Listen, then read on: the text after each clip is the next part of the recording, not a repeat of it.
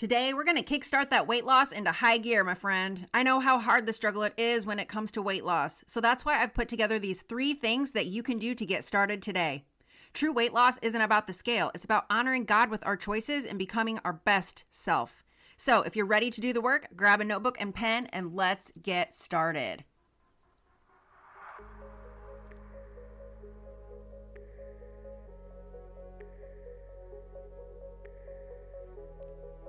Hey mama, welcome to Her Weight Loss Mindset. Are you sick of trying diet after diet and not losing weight?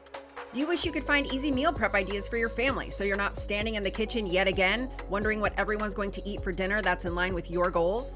Do you spend hours Googling easy workouts but then have no time to do them because your motivation only goes so far? Hey there friend, I'm Lindy Slaybaugh, Christian fitness and nutrition coach, encourager, and friend. I gained 100 pounds in my late 20s and struggled for years to get it off. 7 years ago, I found a basic system that works and has helped me lose over 90 of those pounds. I've been working with women in online fitness and nutrition ever since. In this podcast, I'll teach you how to lose weight in a way that honors God without obsessing about the scale, and meal plan and prep for your family, and follow a macro-based plan that allows you to eat the foods you love while you reach your goals. It's time to give God your health journey and watch Him make you new from the inside out. You've got this, sister. Now go grab your pre-workout or your third coffee like me, and let's chat. Hey there, how are you this morning? So today I want to talk to you about 3 hacks in your weight loss journey when you don't know where to start.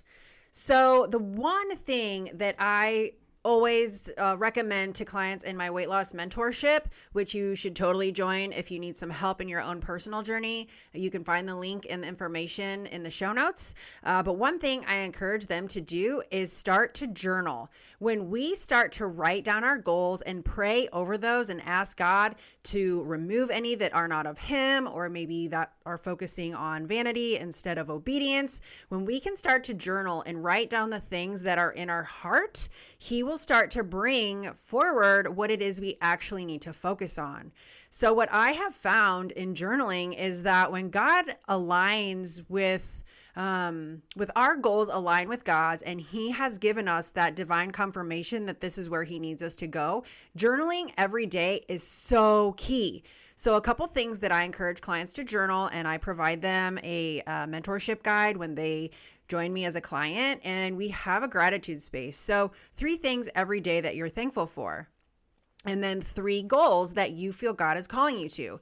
So we've talked about this before when we're focusing like on our buckets, but when it comes to a specific weight loss goal, write down 1 to 3 things that you want to work on that month, and then break it down to 1 to 3 things that you can do daily to work towards those goals. So this is once we've prayed over those, okay? God's giving you divine confirmation that He really wants you to rein in your sugar, or He needs you to move a little bit more, or maybe speak to your body a little kinder. So when you're journaling each day, we're writing those 1 to 3 things down. So maybe you feel like God is really telling you to get outside 2 to 3 days a week. So you're going to journal the walking days that's one of your steps. You're going to take 1 to 3 steps those days. Maybe He's telling you that you need to have less screen time or drink more water. Write down those things, because when we write them down, we see them. I even recommend saying them out loud, speak them into existence, because as we speak things out, God's going to give us what we need to move towards those goals.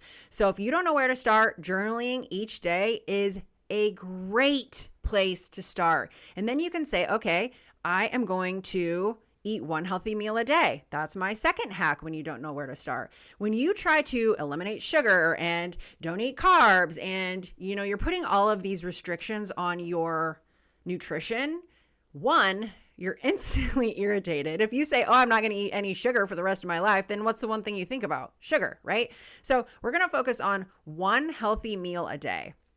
So for me, every day, I know I am drinking my superfood shake for lunch. I was a body coach. I still believe in their supplements. I still do all their workouts.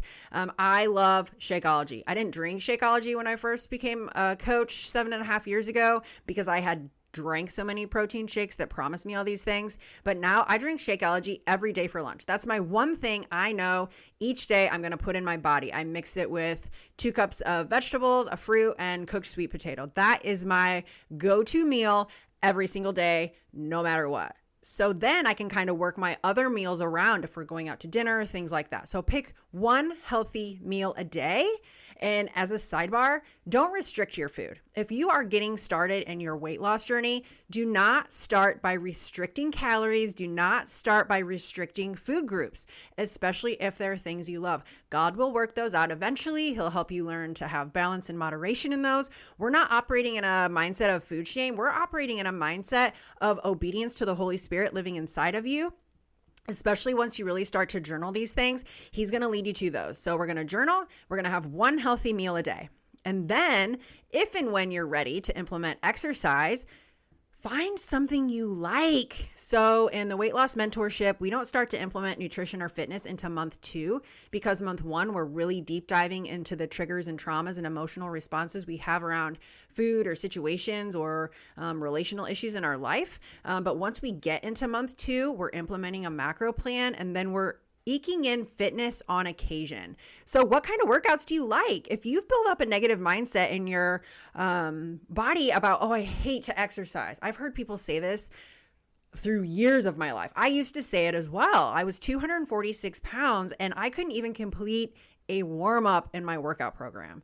It was devastating. It was defeating. And I am telling you what, I would sometimes feel such anxiety, like paralyzing anxiety before I even started. And I really had to, I wasn't even back to Jesus yet, but I really had to just like in those moments say, okay, like I just have to push through this. I've talked about this before. If you make it through 5 minutes of your workout, your body will figure out what you're doing. You just have to convince your mind. So we're going to find a workout that you like. Maybe it's going outside 1 to 2 times a week.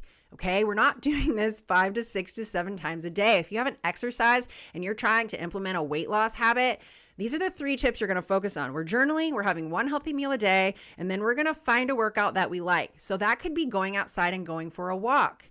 Maybe you love dance cardio. Fantastic. 1 to 2 times a week. That is enough, okay? Focus on your 8,000 steps a day on average, depending on your age, etc. Start there, okay? If you love to lift weights, fantastic. If you hate lifting weights, maybe you want to do more body weight exercises or resistance training. Listen, there are millions of types of exercise that you can do, and you must find one. Pray, ask God to have you open your heart to find the right exercise, because if you just go through all of them and you're like, I hate exercise, you don't actually hate exercise. You just have a block somewhere. And so you've got to pray through that trauma or trigger that is keeping you stuck in that moment, because you have to exercise. Like if you want to live a long, healthy life, you have to exercise. That's not hard cardio, okay? I'm never, ever going to ask or recommend, especially if you're over 40, that you do hard cardio or HIIT workouts. Quite honestly, I'm going to ask you to avoid them at all costs. Ladies 40 plus, ladies who struggle with hormone issues or PCOS or infertility or endometriosis like me, Zone 2 cardio. If you are a Fit Tracker, Fitbit, Garmin, Apple Watch, you've got to figure out what your Zone 2 cardio is, and then you operate in that zone. Don't jump. No jumping jacks. No burpees. Let me give you a little bit of freedom right now. That's not the exercise that I want you to find that you like, all right? I want you to find something that is going to be a strength or resistance training a couple times a week, 1 to 2 to start. Maybe implementing a walk in there as well. Find something that you like, okay? There is an exercise out there. Maybe it's Pilates. Maybe it's yoga. A lot of Christians have thoughts about yoga. I'm not going to argue with you about yoga, but I'm going to tell you, I pray through an entire yoga practice. I look at that as a time for flexibility. If that's going to cause you to unfollow me, that's fine. Yoga has done such incredible things for my body, and I don't look at it as a yoga practice. I look at it as an opportunity to pray through the entire thing for balance and stability, and I'm not giving it that power in my life. So if that is something that you enjoy doing, do it, okay? Do it. We get to honor God in every choice that we make. And that is the choice we should be making, from our journaling to our one healthy meal a day to finding a workout that you like. This is all an opportunity to seek His will and guidance. There is a workout that He has for you. Maybe it's gardening. Maybe it's going for a walk. Maybe it's, doing something a little bit out of your comfort zone. If you haven't exercised in a really long time, you've got to try a couple of different things. Not everyone loves to lift weights. Not everyone loves to do body weight exercises, but there is something out there for you, but it has to challenge you. It has to push you outside of your comfort zone, because there's nowhere in the Bible that says live a comfortable life within your comfort zone. No, nowhere. Like, show me. I don't believe you. Like, it's not there. Do something that's going to push you. Do something that is going to force you to operate your goals on God's strength and not your own. If you're setting goals that you can reach on your own without the power of the Holy Spirit having to come to your aid, you're not setting goals big enough. You're not taking enough risks or chances. I promise you, Weight Loss 101, these are the things that you've got to implement, and you don't have to do them all at once. Sprinkle them in. If you're going to implement a journaling situation, I recommend that 4 to 5 days a week. I don't do any of that on the weekends. I still do my miracle morning, my prayer time, getting in the word, reading with my husband. But my journaling time is Monday through Friday, because those are the days I'm really intentionally working on my specific fitness and nutrition goals. So just pray over those. Ask God. He's going to direct you. He's going to guide you in all things. He's going to take you to the perfect workout. He's going to take you to the perfect healthy meal plan. He's going to take you to the perfect journal. I love the ones at the dollar store. They're like $4 or $5. They're super cute, and you can buy like 5 at a time, right?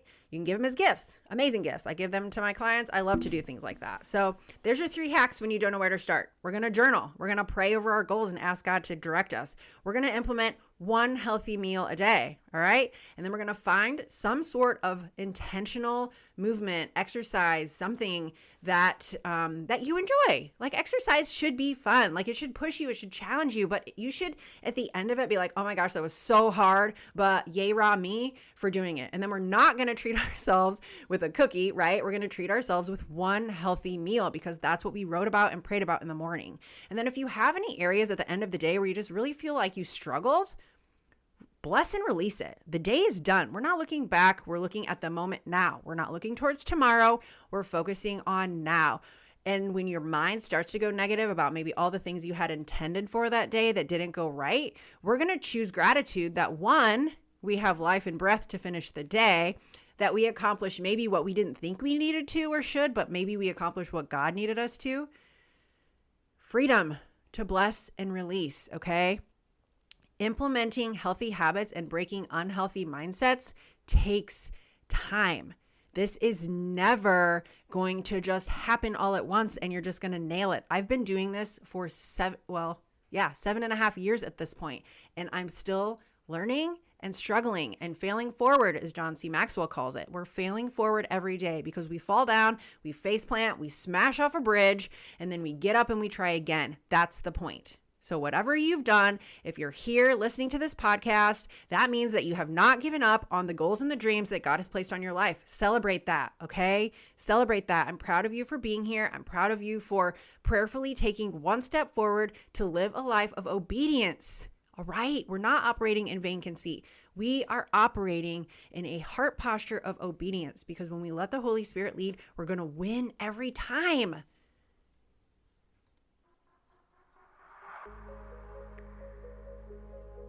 Hey sweets, I hope you enjoyed today's episode. If so, would you take 30 seconds and share it with a friend who may also want to lose weight without all the dieting and restriction? Also, please leave a quick review for the show on Apple Podcasts. It lights me up to know this podcast is helping you. Okay, it's time to go make a protein shake and get my sweat on. No more standing in the kitchen waiting for motivation to appear.